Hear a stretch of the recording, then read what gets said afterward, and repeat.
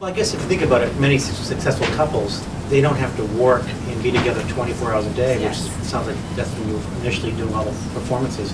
A lot of stress there then, because if you needed a break, you really couldn't get away from each other. This is one of the things, actually, we just did Dr. Phil, and it's one of the things that we talked about, that there's a hot and cold period in a partnership because you spend so much time together when you're competing, you know, that all the barriers are broken. So technically speaking, when you go and you practice, when you go to work, sometimes you don't know that you're going to work.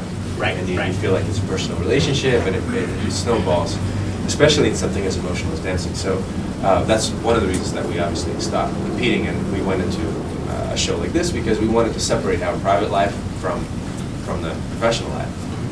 How is the schedule as grueling as it was performing on the road, or is it a little bit easier now?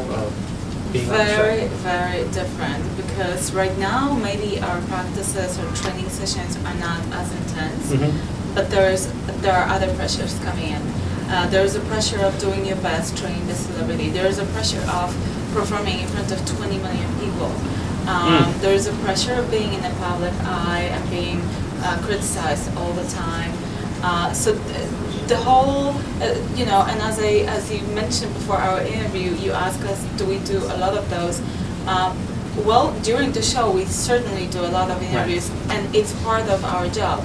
And maybe you just sit and talk, but after training for 8 hours, doing an interview, and then going for another interview, and then going for a fitting, and then, you know, it's just very, very exhausting mentally. It becomes robotic almost. It's like, and you just have to be kind of on your feet all the time, because the thing is,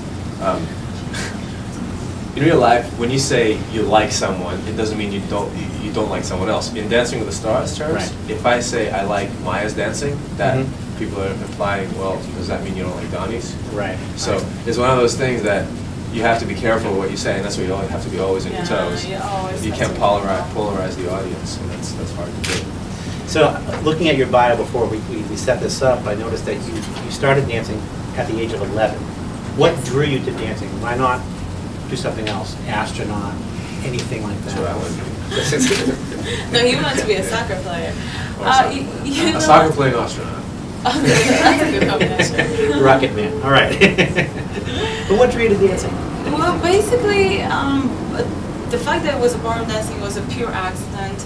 Ballroom dancing is way bigger in Europe than it is in America, and basically, if you want to start doing some kind of performing art, it's a big chance that it would be ballroom dancing, just like it is ballet or hip hop right now in America.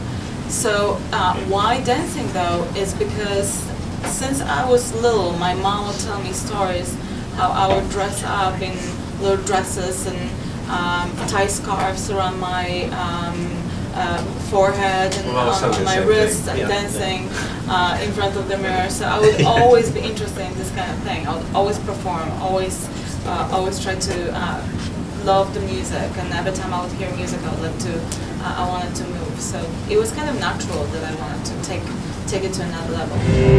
Right now, when I was king, played it up fast and I had everything. Walked away, but easy coming, easy going every day. So anytime I need you, let me go. Anytime I need you, get me low. Anytime I see you, let me know. But I let it see this, let me know. I don't want to leave while I'm here. Cause I don't want to lose you. I got my arms all spread. I hope that my heart gets fed. Matter of fact, I'm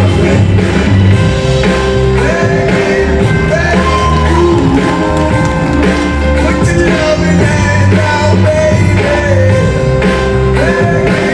Begging you. Put your loving hand out, darling. I need you now. That's so hard to be the man. I'm a man who wanted the end. Oh, and not bring it to live, yeah. Now, that you're talking about people skills, which of course are very important in teaching and coaching, and you have your own studio still in San Francisco? Is that? Are you very active in that now that we're in the off season, so to speak? Or? We're going there tomorrow, actually. We have a big event there tomorrow.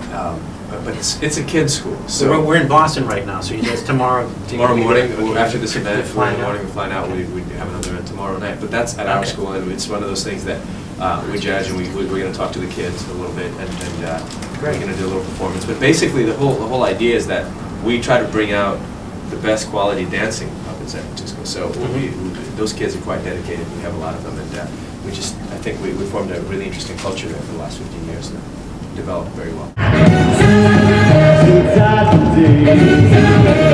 Saturday.